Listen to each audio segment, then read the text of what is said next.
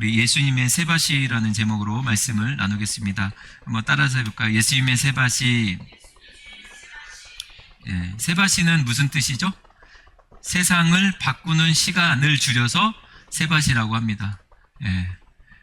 여러분이 세상을 바꾸는 시간을 살아내길 축복합니다.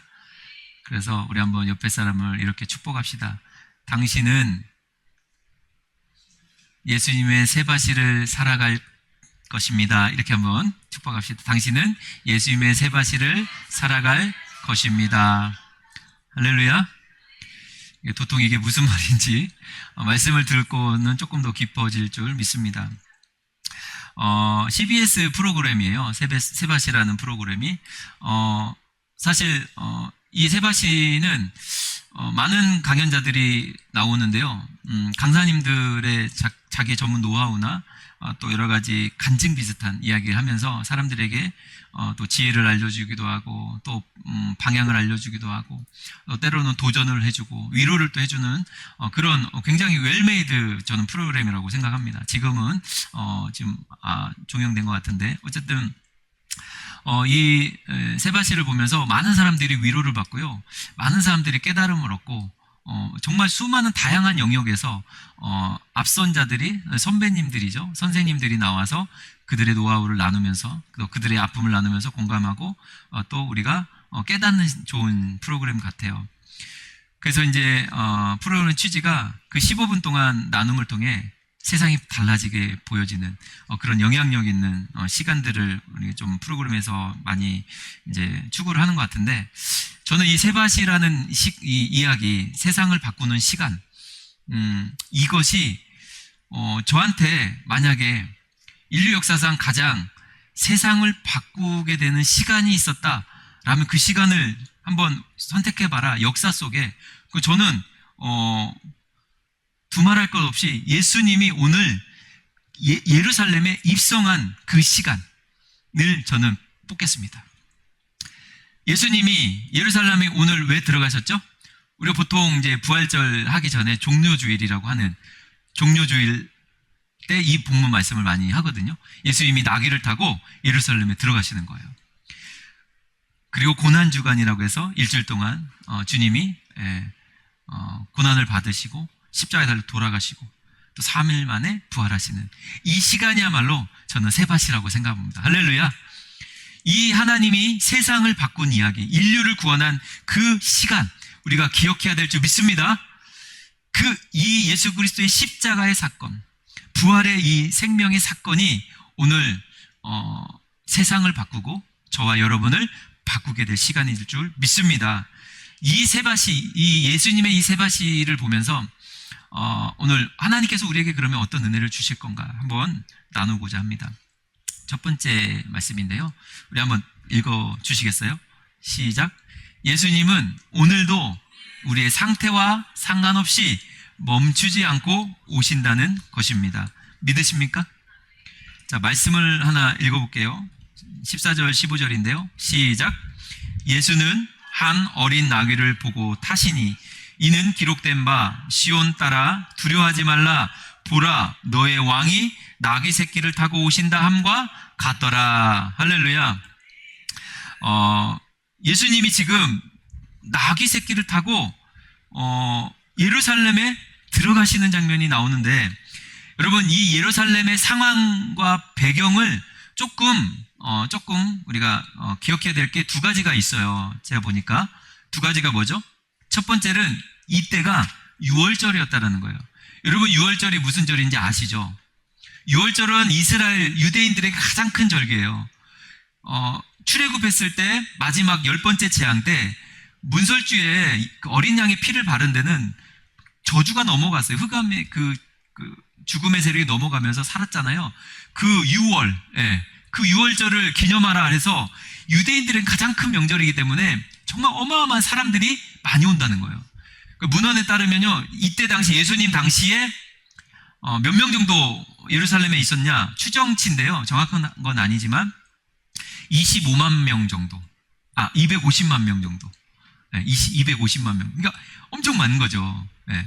그러니까 이 예루살렘의 조그만 곳에 어마어마한 사람들이 몰려 있었다. 라고 하는 어떤 배경이 있었고, 또 하나는 이 사람들이 6월절 절기를 지키기 위해서 예루살렘에 방문한 것도 있지만, 정말 이 수많은 사람들이 모였을 때 한 가지 엄청난 이슈가 지금 사람들한테 일파만파 퍼지고 있었어요. 그게 뭐냐면 지난주에 봤던 나사로의 부활 사건. 나사로가 죽었다가 4일이 지났어요. 나흘이 지났으니까 이제 유대인들한테는 그냥 죽음의 선포인 거예요. 4일. 시체에서 냄새나는 그 나사로가 살아났대. 예수님이라는 분이 그를 살리셨대. 라는 이 소문이요, 진짜 엄청나게 퍼지고 있는 상황이었어요. 그 상황 속에서 예수님이 지금 뭘로 막 지금 등장하냐면 메시아다, 우리를 구원할 왕이시다 라고 하는 어떤 그런 분위기가 완전히 올라온 상태에서 또 하나의 소식이 들려오는 거죠. 야, 예수님이 지금 나귀를 타고 예루살렘으로 들어오고 계시대 라고 하는 소문이 막 퍼지면서 예루살렘 성에 사람들이 모여있고 예루살렘이 입성하는 예수님을 환호하고 있고 열광하고 있는 상태다라고 하는 배경을 갖고 있습니다. 무슨 상태인지 여러분 아시겠죠? 분명히 이들 마음속에 죽은 사람도 살릴 정도면 와, 우리의 왕이 되겠구나, 이 강력한 로마 이 군주를 없애고 우리를 해방시켜 줄 수 있는 메시아겠구나라고 기대를 했다라는 거예요. 이런 사람들이 한 부류였고, 또 한 부류가 있었어요. 또 엄청난 부류가 있는데, 한편으로 또 어떤 사람들이 있었냐면 예수님을 죽이고 싶어하고 안달이 난 사람들, 바리새인들, 율법학자들이, 왜냐하면 자신들이 해야 될 일들을 예수님이 다 가르치고 자신의 권위는 무너지고, 막 독사의 자식들하고 막 그러니까 자신의 권위들은 다 무너지고 지금 예수님이 막 새롭게 신성처럼 뜨니까 예수님이 너무 싫은 거예요. 특히나 율법을 막 자기가 하나님의 아들이라고 하니까 이건 율법에서도 뭐 처형을 해야 된다, 이런 막 공분이 사가지고 산헤드린 공회라고 하는 그 유대인들의 공회가 있어요. 거기서 재판을 해서 예수를 죽이자고 공모를 합니다. 그러니까 이런 사람들이 또 한 부류가 있었다는 거예요. 그 사람들, 수많은 사람들, 근데 그 사람들 중에 예수님이 기뻐할 만한 사람들은 있었나요, 없었나요? 솔직히 예수님이 기뻐할 만한 사람들 아무도 없었어요. 겉으로 볼 때는 정말로 화려하게 예수님이 입성하거든요. 겉으로 보기에는 화려하게 입성하고 있는데 사실 그 화려한 뒷면에는요, 예수님을 다 오해하고 있거나 예수님을 다 죽이려고 하고 있는 사람들로 가득 찬 그 길 한복판에 예수님은 그 군중 속에 외로움을 가지고 나귀를 타고 홀로 걸어가신 거예요. 그 예수님의 여러분 마음이 느껴지십니까? 그런데 예수님은요, 오늘 요한이 그려내는 그 모습은 담담하면서도 절대 멈추지 않을 것 같은 모습으로 나온다는 거죠. 왜 그러실까요? 다른 것이 아니라 우리를 사랑하시고 우리를 구원하기 위하심이에요. 그가 멈추는 순간 인류의 구원은 없거든요. 십자가의 은혜는 사라지거든요. 그렇기 때문에 사람들이 정말 자신을 그렇게 미워하고 죽이려고 하는 사람들, 또 자기를 정치적인 왕으로 자신의 어떤 유익을 위해서 환호하고 있는 그들, 욕심 많은 그들 사이로 그들을 살리기 위해서 들어가신 그 하나님의 마음은 로마서에 이렇게 잘 표현되어 있어요. 한번 읽어볼까요? 시작. 모든 사람이 죄를 범하였음에 하나님의 영광에 이르지 못하더니 그리스도 예수 안에 있는 속량으로 말미암아 하나님의 은혜로 값없이 의롭다 하심을 얻은 자 되었느니라. 우리가 어떻게 이 은혜를 얻었다고요? 예, 우리는 다 죄를 범했으므로 하나님 영광에서 멀어진 사람, 무한히 멀어진 사람들이에요. 죽을 수밖에 없는 사람들. 그런데 주님의 속량하심으로, 죄를 씻어주심으로, 우리를 건져주심으로 우리가 하나님의 자녀가 되었어요. 그 은혜를 받았어요. 더 정확히는 로마서 5장 8절, 우리가 너무나 잘 아는 말씀이죠. 함께 읽겠습니다. 우리가 아직 죄인 되었을 때에 그리스도께서 우리를 위하여 죽으심으로 하나님께서 우리에 대한 자기의 사랑을 확증하셨느니라. 우리가 아직 죄인 되었을 때에 주님이 죽으셨다는 거예요. 그러니까 사실 우리가 다 마음에 들어서 우리를 구원한 게 아니에요. 예루살렘 성에 모여있는 사람들이 다 마음에 들어서 예수님이 들어간 게 아니라 다 죄인이었어요. 다 죽을 만한 그런 사람들이었어요. 그럼에도 불구하고 주님은 그 길을 묵묵히 멈추지 않고 나귀를 타고 들어가셨다라는 거예요. 그들이 지금은 환호하지만, 열광하지만 단 며칠만 지나면 예수님을 못 박으라고 소리칠 거를 다 알면서도, 그 3년 동안 따라다녔던 제자들이 다 배신할 거를 알면서도, 바리새인들이 정말 말도 안 되는 무고한 예수 그리스도를 죄인으로 둔갑시켜서 십자가에 매달 것을 알면서도 들어가신 줄 여러분 믿으십니까? 이것을 믿는다면 우리가 삶을 살아가는 우리 오늘날의 이 신앙을 갖고 가는 우리들이 이 은혜를 기억했으면 좋겠습니다. 할렐루야. 여러분, 아침마다 여러분을 주님이 찾아오실까요? 안 찾아오실까요? 아침마다 주님이 우리를 찾아오실까요? 안 오실까요? 어저께 과음을 좀 했어요. 도저히 스트레스를 못 참아 술 마시고 잤어. 아침에 술 냄새 펄펄 나고 있는 내 옆자리에 누가 계신다고요? 술 마셨는데요? 어저께 나쁜 짓 했는데요? 예수님은 그래도 찾아오시는 거예요. 문을 두드리시며 멈추지 않고 우리에게 오신 것을 여러분 기억하시기 바랍니다. 왜요? 내가 죄인이 아니기 때문에 오신 게 아니라 여전히 주님이 필요한 죄인인 것을 주님이 알기 때문에 오신다라는 거예요. 믿으십니까? 여러분, 재밌는 요한의 그 고백이 있어요. 16절 한번 보세요. 한번 읽어볼까요? 시작. 제자들은 처음에 이 일을 깨닫지 못하였다가, 뭐래요?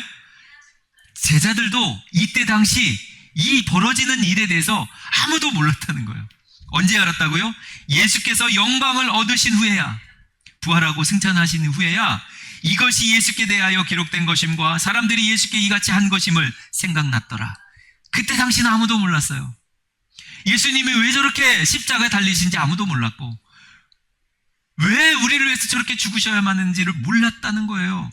영광을 얻으신 후에야 비로소 나를 위해서 주님이 죽으셨구나, 나의 죄를 위해서, 오늘도 내 욕심에 따라, 내 정욕에 따라 은밀한 죄를 지고 있는 나를 위해서 주님이 십자가에 저렇게 묵묵히 멈추지 않고 나의 그 사랑을 이루셨구나.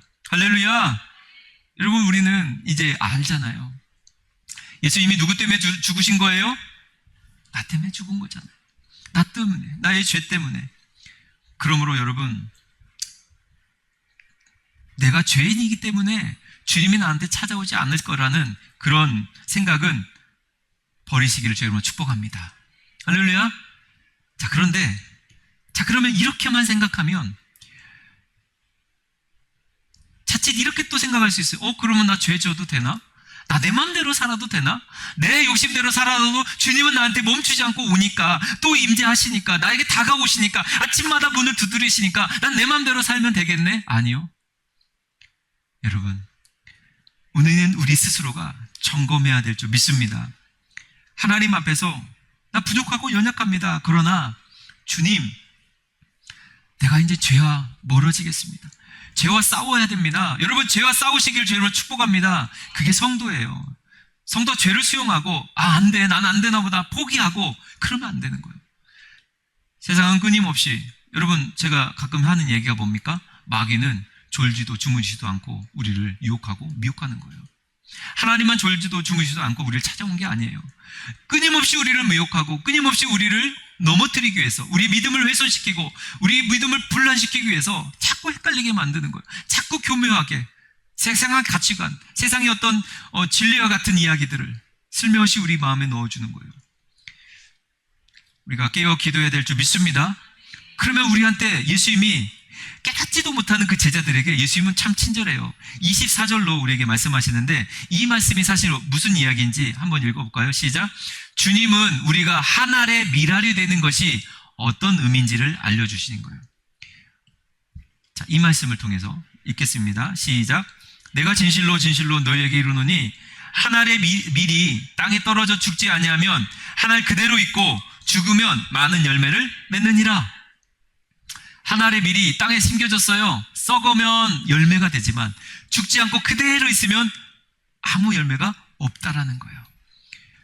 우리가 열매 맺기를 원하잖아요. 신앙생활 하면서. 난 이런 열매가 있기 원해. 이런 열매가 있기.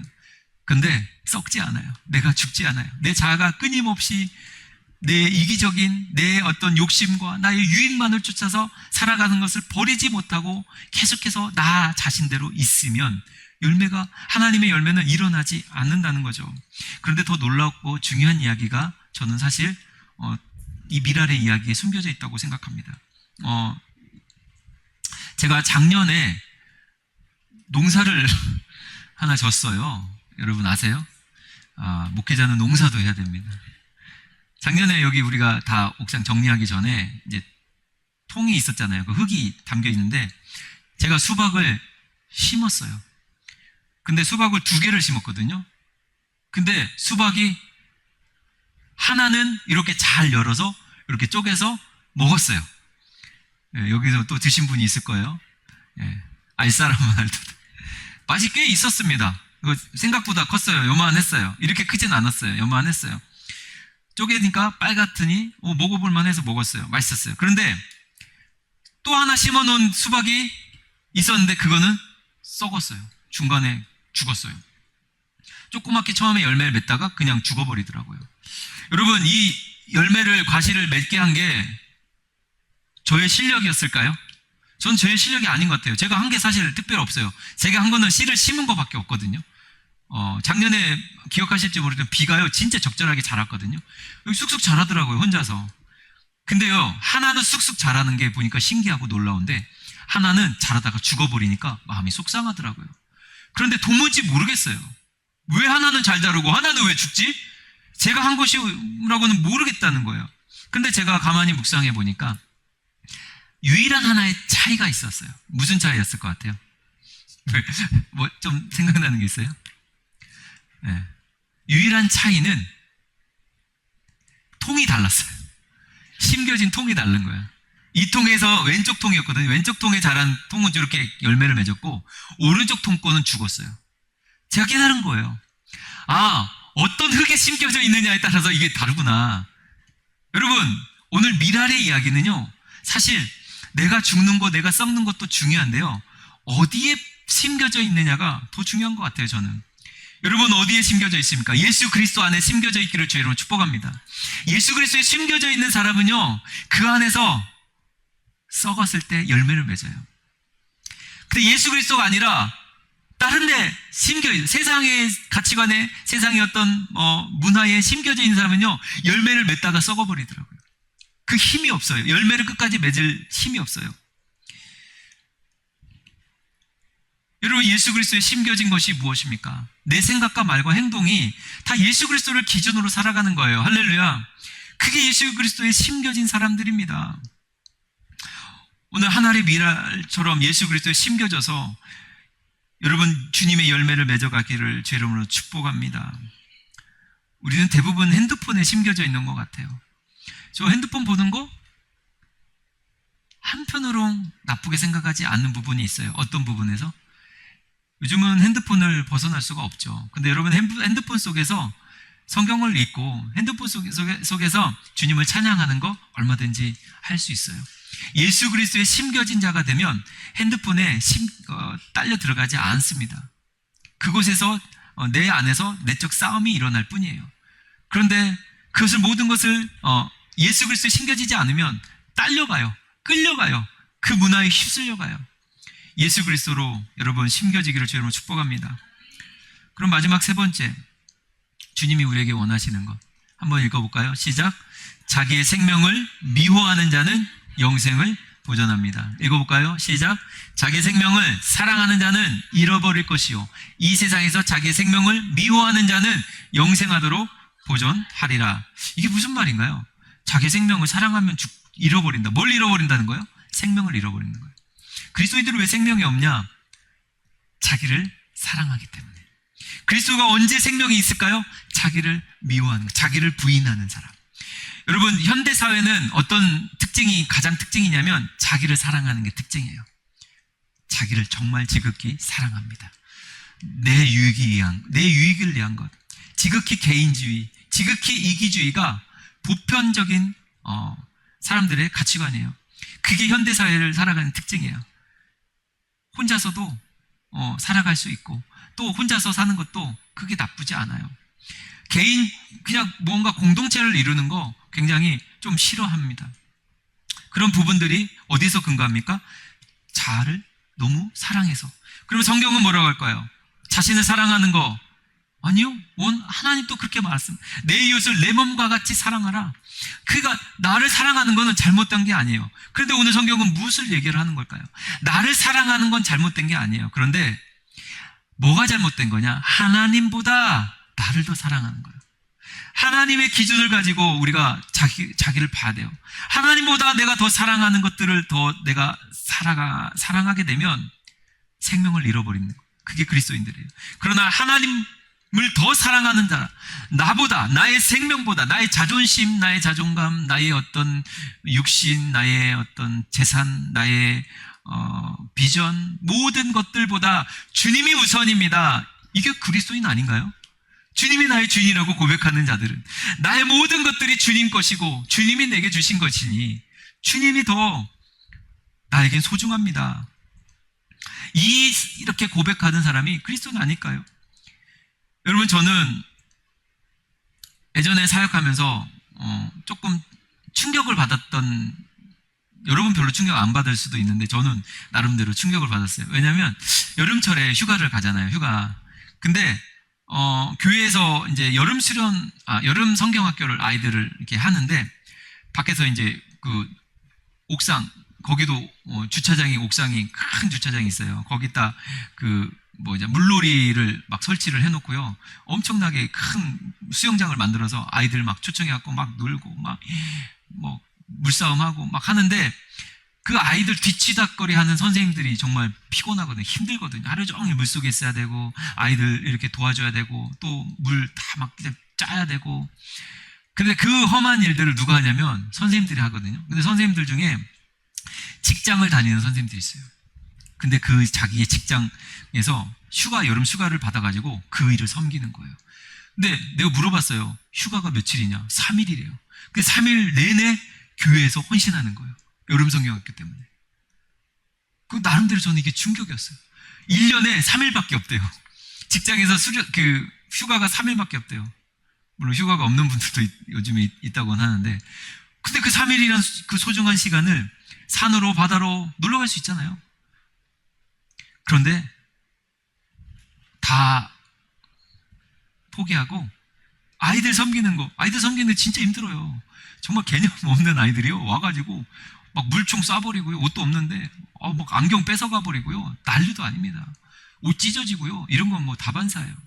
근데 기쁘게 섬기는 거예요. 미친 거 아니에요? 누가 봐도 이상한 거 아니에요? 그런데 기쁘게 하는 거예요. 바울아, 네가 미쳤도다.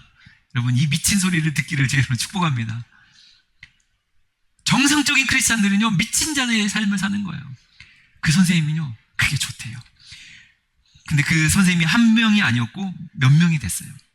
그분들이 동일하게 하나같이 고백하는 것, 휴가 반납하는 거 하나도 아깝지 않다. 이 영혼들을 섬기는 것이 자기는 너무 행복하다. 왜? 그곳에서 하나님을 만나고 예수 그리스도를 만나니까 자기는 너무 행복하다는 거예요. 어린 영혼들을 섬기면서 감동이 막 온다는 거예요. 뭉클웅붕. 저는 이와 같은 마음을 예전에 우리 지수자매는 알 것 같은데, 오병이어 선교단체라는 데가 있어요. 제가 아이들, 중고등부 아이들을 데리고 수련을 갔어요. 대학교 캠퍼스에서 그 캠퍼스를 빌려서 수련을 2박 3일 동안 하는데, 얼마나 뜨거운지 정말 은혜가 말도 못하게, 그냥 성전문을 딱 들어가면 춥거든요. 성전이 에어컨 빵빵 틀어놔서 들어가는데 뜨거워요. 그만큼 막 성령이 강하게 임하고, 예배 때마다 아이들이 막 다 막 울고 불고 막 너무 기쁨이 충만하고, 그런 예배를 드렸던 기억이 있어요. 근데 제가 가끔 얘기했었죠. 목이 타서 잠깐 예배 중에 나와서 물을 먹으러 잠깐 2층이었는데 2층에서 나왔는데 1층 밑에 로비에 어떤 광경을 봤냐면, 스태프들이요, 그 예배를 위해서 울며 무릎 꿇고 한 30명 40명이 무릎 꿇고 기도하고 있는 거예요. 그때 제가 깨달았어요. 아, 우리는 그냥 은혜의 수혜자였구나. 진짜 싸움은 여기서 있었구나. 여기서 이렇게 헌신하고 하나님 앞에 강력한 기도를 해주니까 안에 사람들은요, 그의 은혜만 받는 거예요. 그랬을 때 중보기도의 위력을 제가 경험했거든요. 근데 그 사람들이 나중에 영상을 찍어서 우리한테 보내주거든요. 어떤 영상이냐면 섬기고 나서 이제 후기 영상이에요. 자신들이 더 은혜를 받았다는 얘기를 하는 거예요. 자신들이 섬기면서 하나님을 만났다는 얘기를 하는 거죠. 할렐루야. 그들은요, 자신의 어떤 휴가도 시간도 물질도 다 드리고 마음도 다 드려서 거기 와서 헌신하는 거예요. 진짜 힘들거든요. 땀을 들고 막 덥거든요. 그런데 왜 그렇게까지 하냐? 자신의 왜 생명을 미워하는 듯 그렇게 살아가냐? 예수님을 사랑하기 때문에. 할렐루야. 우리 선한마음 가족이 그렇게 되기를 축복합니다. 그 세바시, 이제 말씀을 정리할게요. 세바시의 어떤 한 간호사 출신의 강사분이 나오셔서 이야기를 하는데 요양병원에 있었대요. 근데 요양병원에 어느 날 불이 난 거예요. 불이 나니까 그 요양병원은 대부분 어르신들 몸이 불편하셔서 누워 계시거나 거동이 불편한 분이 대부분이에요. 근데 여기 불이 나니까 지금 빨리 이 사람들을 나르는 게 진짜 관건이잖아요. 그래서 이렇게 들것으로 막 나르고 막 하고 있는데 거동이 조금이라도 되신 분들은 계단으로 빨리 내려가세요라고 이제 막 얘기를 했더니 어떤 그 할머니 한 분이 쏜살같이 내려간다는 거예요. 근데 그 할머니가 누구냐? 평상시 손가락 하나 움직이지 못했던, 정말 거동이 불편해서 항상 휠체어만 타고 다녔던 분인데 그 할머니가요, 불이 나니까 막 뛰어서 내려가더라는 거예요. 그 간호사님이 그런 얘기를 합니다. 여러분의 잠재력이 있습니다. 뭐 이런 얘기를 하는데 저는 잠재력보다는 그 할머님이 얼마나 이기적으로 그렇게 살았는가. 충분히 걸어 다닐 수 있음에도 자기는 나 못해 이러고 있는 거예요. 여러분 신앙생활 성도님들 보면 가끔 보면 이런 분들이 있어요. 평상시에는요 절대 안 움직여요. 기도도 안 해. 그냥 예배도 그냥 어쩔 수 없이 드려. 발등에 불 떨어지면 그때서야 불같이 기도하고 그때서야 울며불며 할 때가 있어요. 마음이 참 안타까워요. 그렇게 하지 마시고 우리 선한마음교회 성도님들은 평상시 하나님 앞에 거하시며 하나님께 심겨져서 자신을 하나님 앞에 내어놓는 은혜가 있기를 축복합니다. 아니 왜 꼭 뭔가 문제가 생겼을 때 붙잡냐고. 그게 아니라 여러분 문제가 생겼을 때 누가 평안할까요? 평상시 기도하고 하나님 앞에 관계가 깊은 사람들은요 문제가 와도 사도 바울 보세요. 3,700km 선교를 다니면서 그 3,700km라는 거리를 걸어가는 것만 해도 장난이 아니거든요. 근데 40에 하나 감한 매를 3번 맞았어요. 그러니까 역사자들에 의하면 쩔뚝거리면서 아마도 갔을 것이라는 의견이 대부분인데 그렇게 고생하면서 아파하면서 감옥에 들어가고 막 죽을 고비를 몇 번을 넘기면서도 보세요. 감옥에 있을 때 뭐 했다고요? 찬양했어요. 성도들이 힘들어하고 엄청난 노마의 핍박이 있는 그들에게 편지를 쓰면서 자신이 감옥에 있으면서 편지를 쓰면서 뭐라고 하냐면 기뻐하라. 정말 기뻐하라 그랬어요. 고난을 맞이했어? 그럼 기뻐해. 하나님의 뜻을 알게 될 거야. 하나님의 영광이 임할 거야. 이렇게 고백을 했다는 거예요. 이게 크리스찬들의 삶이에요. 문제가 생기면 그 문제에 대항할 수 있는 힘이 있기를 주님으로 축복합니다. 그게 어디서 시작된 줄 아세요? 내가 힘을 키워서? 아니요. 내가 주 안에 심겨져서 내가 죽었을 때에 주님이 나를 힘을 붙잡아 주신 줄 믿습니다. 그래서 이거를 아는 사람이 저는 제일 복된 사람이라고 생각해요. 이 말씀 하나 보고 마칠 건데 한번 읽어볼게요. 히브리서 11장 6절이에요. 시작.